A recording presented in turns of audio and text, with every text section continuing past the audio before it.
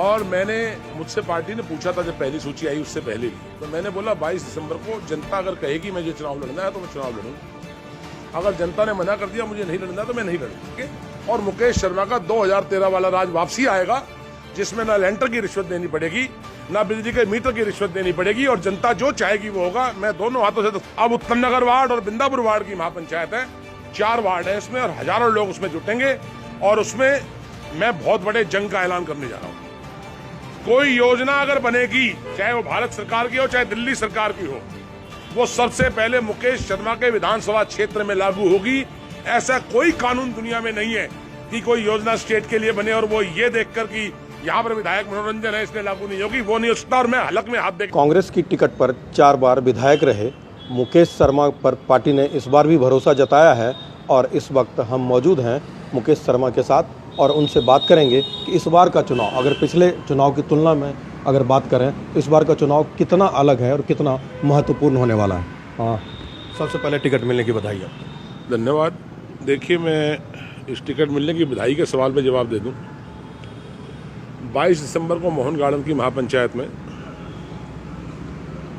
हजारों लोगों ने मुझे चुनाव लड़ाने का निर्णय किया,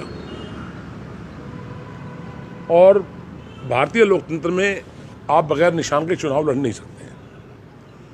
मैं जनता का उम्मीदवार हूं, महापंचायत का उम्मीदवार हूं, और हाथ मेरा निशान है। मैं महापंचायत का कैंडिडेट हूं, और मुझसे पार्टी ने पूछा था जब पहली सूची आई उससे पहले भी, तो मैंने बोला 22 दिसंबर को जनता अगर कहेगी मुझे चुनाव लड़ना है तो मैं चुनाव लड़ूंगा। अगर जनता ने मना कर दिया मुझे नहीं लड़ना तो मैं नहीं लड़ूंगा। मैं 20 साल रहा, मैंने 20 साल लोगों की सेवा की है। मुझे दुख है, कष्ट है। 2013 तक मेरे समय में किसी एक व्यापारी को, बिल्डर को, किसी को दुखी नहीं किया जाता था, दुकानदार को 1 रुपया रिश्वत मेरे इलाके में नहीं दी जाती थी। बिजली कंपनियां छापे नहीं डालती थी मेरे इलाके में। राम राज्य अगर कहीं पर था तो मुकेश शर्मा के इलाके में था। और स्कूल मैंने बनवाए, 3 स्कूल इन्होंने बंद करवा दिए बिंदापुर में। हॉस्पिटल मोहन गार्डन में मैंने मंजूर करवाया, उसकी लैंड दिलवा दी, इन्होंने उसको कैंसिल करवा दिया।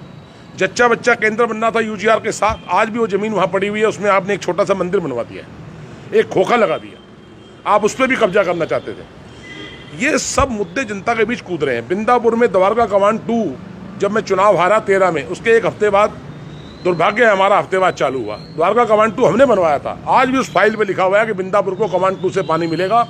राजापुरी रोड से इतनी बड़ी लाइन गई हुई है द्वारका में, और कमान 2 का पानी गायब हो गया। मैं ये कहना चाहता हूं, उत्तम नगर में विधानसभा में महानरक के खिलाफ जनता एकजुट हो चुकी है, और इस दफा राजनीतिक पार्टियों को वोट नहीं डलेगा। जनता का फैसला है, काम करने वाले को लाएंगे, और मुकेश शर्मा का 2013 वाला राज वापसी आएगा, जिसमें ना लेंटर की रिश्वत देनी पड़ेगी, ना बिजली के मीटर की रिश्वत देनी पड़ेगी, और जनता जो चाहेगी वो होगा। मैं दोनों हाथों से दस्तखत मारता था बच्चों पे, आज सब लोग याद कर रहे हैं। और इसीलिए मोहन गार्डन की महापंचायत में हजारों लोग बगैर किसी साधन के, बगैर होर्डिंग के, बगैर पोस्टर के जुटे हैं। अब 5 जनवरी को मेरे समर्थन में इस महानरक के खिलाफ बिंदापुर मटियाला रोड पर श्रीराम चौक पर एक बहुत बड़ी महापंचायत होने जा रही है, जिसमें वो 2 वार्डों की महापंचायत थी, जिसमें नवादा वार्ड और मोहन गार्डन वार्ड था। अब उत्तम नगर वार्ड और बिंदापुर वार्ड की महापंचायत है, 4 वार्ड है इसमें, और हजारों लोग उसमें जुटेंगे, और उसमें मैं बहुत बड़े जंग का ऐलान करने जा रहा हूँ। भीड़ तो आपके पंचायत में खूब आई, लेकिन दूसरी तरफ जो अरविंद केजरीवाल की घोषणा महिला सम्मान और संजीवनी, उसको लेकर जो आप विधायक हैं, आप पार्षद हैं, उनके दफ्तरों पे भी काफ़ी भीड़ आई। मैं एक बात बड़े अदब के साथ कहना चाहता हूँ, ये उत्तम नगर के लोगों को निर्णय करना है कि उनको गुंडागर्दी चाहिए, उनको रिश्वतखोरी का राज चाहिए, महानरक चाहिए, या झूठी घोषणाएं चाहिए। अगर दिल्ली में हम लोकसभा का चुनाव हारे हैं तो उसकी वजह ये है, आप कहते हैं मार्च में बजट आया था 1000 रुपये देंगे, आज दिसंबर आ गया, आपने कहा था लोकसभा में 1000 रुपये मिल जाएंगे, उससे पहले आपने वो तो दिए नहीं है। अब आपने नया शगुफा छोड़ दिया है, आप सबके फॉर्म भर रहे हैं, आप कह रहे हैं जिसको पेंशन है, जो गवर्नमेंट सर्वेंट है, वो सब उससे बाहर है स्कीम से। ये सब फ्रॉड है, झूठ है। और मैं एक बात और कहना चाहता हूँ दिल्ली के लोगों को भी, मुकेश शर्मा 93 से 98 तक बीजेपी के शासनकाल में विधायक था। कोई योजना अगर बनेगी, चाहे वो भारत सरकार की हो चाहे दिल्ली सरकार की हो, वो सबसे पहले मुकेश शर्मा के विधानसभा क्षेत्र में लागू होगी।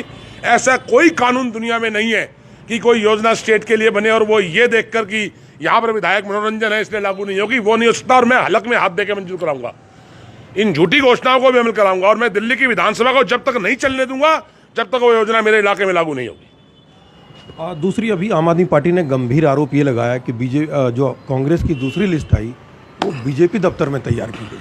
देखिए, ऐसा है, किसकी लिस्ट कहां तैयार की गई मुझे उससे कोई सरोकार नहीं है। मेरा निर्णय 22 तारीख को जनता ने किया है, सबके समक्ष किया है, सारे सोशल मीडिया पर बचा हुआ है, यूट्यूब पर पड़ा हुआ है। ये आरोप निराधार है और अरविंद केजरीवाल की बहुत बुरी हालत है। अरविंद केजरीवाल को चाहिए उत्तम नगर के सीवर के गटर में घुस के बैठ जाए एक बार। उत्तम नगर की गलियों में मेरे साथ दौरा कर ले अरविंद केजरीवाल, मैं चुनाव छोड़ दूंगा अगर उनको लोग निकल लेने दे तो। लोग साहब गुस्से में हैं और ये गुस्सा वोट में कन्वर्ट हो चुका है। और भारतीय जनता पार्टी का इस इलाके से इसलिए मतलब नहीं है, 2014 से यहां पर भाजपा का सांसद है, 11 साल हो गए। क्या कारण है कि सांसद फंड का 1 रुपया उत्तम नगर विधानसभा में नहीं लगा? 10 साल तक बीजेपी के निगम पार्षद थे चारों वार्डों में। ये नरक में दोनों बराबर के जिम्मेदार हैं। मेरा सवाल है, क्या इस क्षेत्र के सांसद 14 से आज तक लेफ्टिनेंट गवर्नर को लाकर इस नरक से निकाल नहीं सकते थे लोगों को? क्या वो हॉस्पिटल लेफ्टिनेंट गवर्नर से कह के कैंसिल होने से रोक नहीं सकते थे? बीजेपी बराबर की जिम्मेदार है। और सुनिए, नई बात बता दूं, जब माल खाने की बारी आती है ये सब नेता पार्टनर हैं। एक कॉलोनी काटी, उसके अंदर ये बीजेपी वाले सब पार्टनर हैं। और सुनो, शराब के ठेके बिंदापुर में वहां खुले हैं बीजेपी वाले के घर में और खुलवाए हैं दिल्ली सरकार आप पार्टी ने, क्योंकि माल का सवाल है। ये सब मिले हुए हैं। और मैं ये कहना चाहता हूं, मुकेश शर्मा इस वक्त अपने आप में एक सिंबल बन चुका है। और मैं अब की बार चुनाव नहीं लड़ रहा हूं, उत्तम नगर की जनता मुकेश शर्मा का चुनाव लड़ रही है और पब्लिक फंडिंग से हम चुनाव लड़ने जा रहे हैं।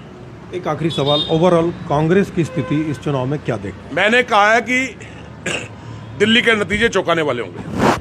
तो साफ तौर पर मुकेश शर्मा ने ये बता दिया कि इस बार का जो चुनाव है बेहद ही महत्वपूर्ण होने वाला है और इस बार जो चुनाव के नतीजे होंगे वो बेहद ही चौंकाने वाले होंगे। साथ ही उन्होंने आम आदमी पार्टी के साथ साथ बीजेपी के जो जनप्रतिनिधि हैं, सांसद या फिर पार्षद की बात करें या फिर विधायक की बात करें, उन पर यह गंभीर आरोप लगाया कि उन्होंने पिछले 1 दशक से अधिक कार्यकाल में विकास के काम को तवज्जो ही नहीं दी। मनोरंजन कुमार, दिल्ली तक।